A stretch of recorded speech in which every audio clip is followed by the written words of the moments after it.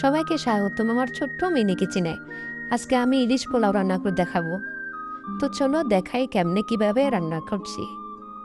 তো এই যে আমি এখানে সবার আগে তেলটা দিয়ে দিলাম, ফ্রাই প্যান গরম হওয়ার পরে। এখন এখানে আমি একটু পেঁয়াজ দিয়ে দিব। এতে পেঁয়াজ দিলাম, তো একটু নেড়ে চেড়ে দিচ্ছি পেঁয়াজগুলোকে। তো এর মধ্যে দেখো একটু ইলিশ মাছটা দেখিয়ে দিলাম। দেখো এখানে আমার আজকে 1 কেজি ওজন ইলিশ মাছ। তো এই যে রাখলাম। আজকে আমার বারবার ফোকাসটা নষ্ট হয়ে যাচ্ছিল, ক্যামেরার ফোকাসটা একটু ঝাপসা হয়ে আসতেছিল বারবার। প্রচুর পরিমাণ রোদ ছিল, যার কারণে বারবার ফোকাসটা আসতেছিল না।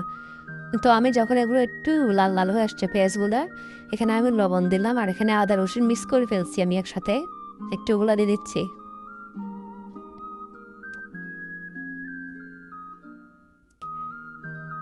তো আমি একটু নেড়ে চেড়ে দিচ্ছি।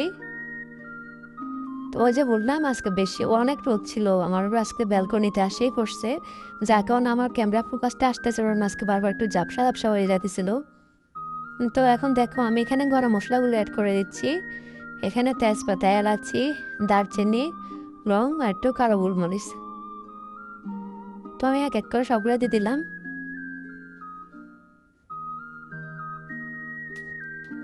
ভালো মতো নেড়ে ছেড়ে দিচ্ছি।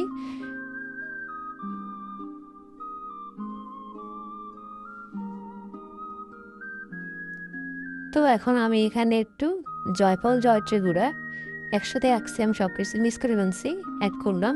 আর এখানে আমার একটু কাঠবাদাম, আমি এগুলো ব্লেন্ড করে নিয়েছি। অনেকে পেস্ট দেয়, মানে পাটা দেয়, তো আমি এখানে সব কিছু গুঁড়াটাই অ্যাড করলাম আর কি।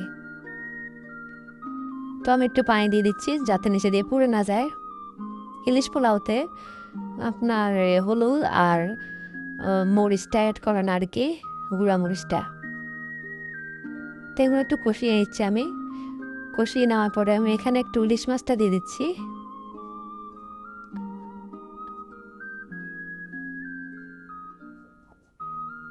তো আমি পেটে পেটে একটু নেড়ে চেড়ে দিচ্ছি।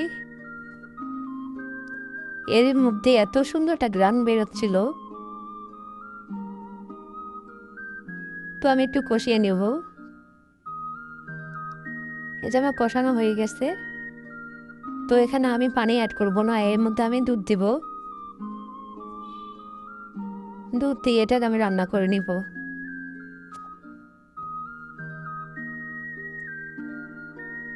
ডাক্তাররা দিয়ে দিলাম। তো এর মধ্যে আমি এখন চালটাকে ধুয়ে নিব।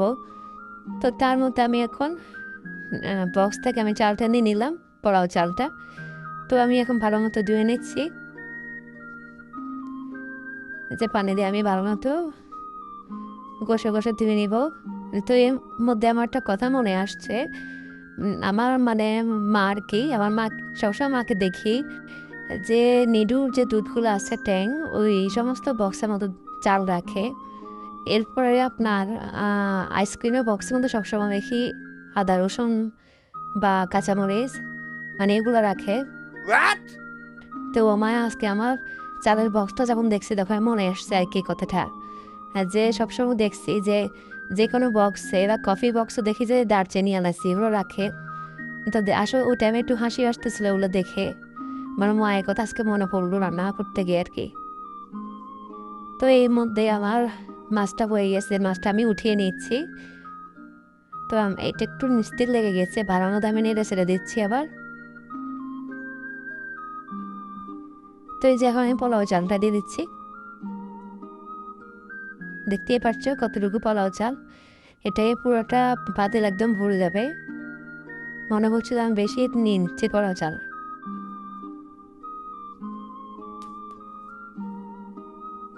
তো এই যে ভালো মতো আমি নেড়ে ছেড়ে দিলাম। এখন আমি পানি দিয়ে দিব।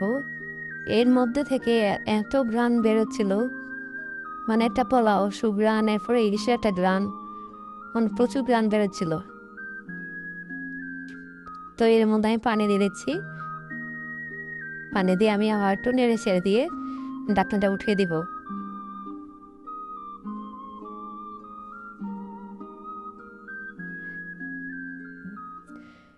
এখন আসলে আবহাওয়াটা কেমন জানি, এই রোদ আবার এই বৃষ্টি, হঠাৎ করে রোদ আসছিল, এখন আবার মেঘলা হয়ে আসছে আকাশটা, বৃষ্টি পায়ে কিন্তু এখন বৃষ্টি পড়তেছে। তো এই যে আমার 60% প্রায় রান্না হয়ে গেছে, এর মধ্যে আমি এখন কাঁচামরিচ ভেঙে দিলাম, আর এই যে মাছগুলো আমি দিয়ে দিচ্ছি। যখন ঢাকনাটা সরিয়ে নিলাম, এমন একটা গ্রান বেরোয়েছে, মানে আমার মনে হয় পেটে খিদে লেগে গেছে গ্রানটা শুনে। তো এখন ঢাকনা দিয়ে দিলাম। তো এই যে আমার রান্নাটা হয়ে গেছে, আমি চুলোটা বন্ধ করে দিয়েছি, রান্না হয়ে গেছে। দেখো এখন আমি নিয়ে নিচ্ছি। আমি জানি তোমাদের অনেকে জিভে পানি চলে আসছে, আর আসবে না কেন, রান্নাটা এত মজা হয়েছে। আমি তার সুর বয়সটা পরে দিচ্ছি, রান্নাটা খাওয়ার পরে অনেক মজা পেয়েছে রান্নাটা। তোমরা চাইলে পারো, এবার ঝটপট রান্না করতে পারো, কম মশলা দিয়ে আর কি। তো এই যে আজ এই পর্যন্তই থাক। দেখো কালারটাও খুব সুন্দর আসছে আর প্রচুর মজা হয়েছে।